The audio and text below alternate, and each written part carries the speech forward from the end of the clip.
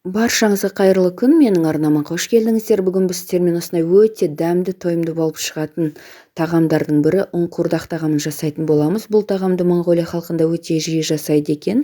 Ол жақта цуйван деген атпен танылған, өте дәмді болып шығады. Видеоның соңына дейін қарап, менімен бірге жасап көріңіздер. Ең алдымен маған мұнда ет, қызыл және сары болгар бұрышын алдым. Сәбізді осылай ұзын шағып турап алдым. Пияз және де томат пастасы ғана керек болады. Мұны қазанымызды отқа қойып, керегінше сұйық майымызды құйып аламыз. Сұйық май қызғаннан кейін етімізді салып, етіміз қызарылып қуырылғанша 4-5 минут көлемінде қуырып алатын боламыз. Мұны етмен де осылай әдем болып қуырылып жатыр. Енді осы сәтте пиязды сала отырып, тағы да 4-5 минут көлемінде пияз қызарғанша қуырып алатын боламыз. Менде жылқы еті, сіздер өздеріңіз білесіздер, сиыр немесе қой еттерінде алсаңыздар болады.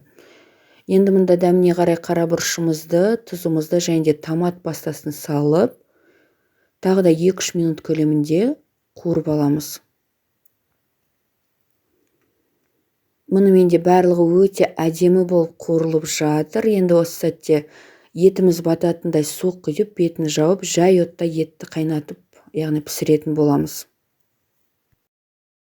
Енді мұнда қамырымызды елеп дайындап алатын боламыз. Алдын ала еленген ұнымыздың бетіне бір жұмыртқамызды салып, тұз қосылған суымызды жайлап құя отырып, қаттылау етке арналған қамыр сияқты қамыр елеп алатын боламыз. Суды бірден құйып жібермеңіздер, ол кезде сіздердің қамырларыңыз жұмсақ болып қалады. Сондықтан да жайлап құя отырып, осындай қаттылау қамыр елеп алатын боламыз. Енді қамырды үстелдің бетіне қойып, тағы да иі қанғанша осылай елеп аламыз. Енді ыдысымызға салып 5 минут көлемінде демалуға жібереміз. Мұны осы сәтте менде ет өте жай отта қайнап жатыр. Енді сәбізді салып 7-8 минут көлемінде қайнатамыз.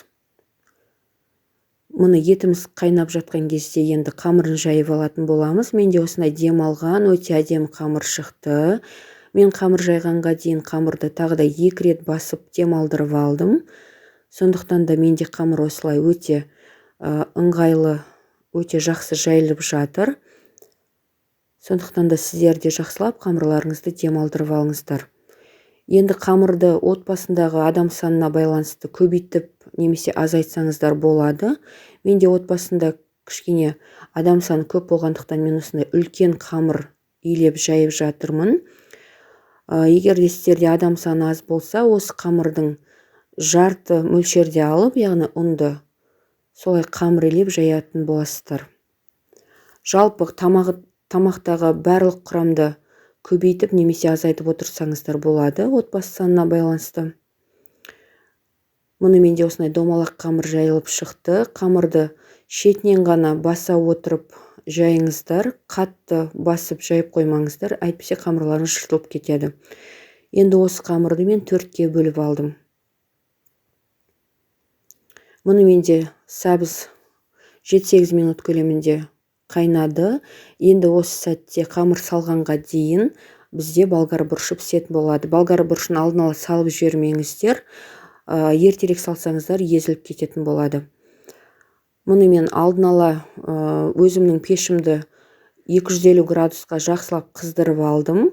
Ішіне противеньді салып, енді осы қызып тұрған противеньге қамырымызды осылай екі жағын ауыстыра отырып, қамырымызды кептіріп алатын боламыз. Міндетті түрде кептіріп алыңыздар противеньге.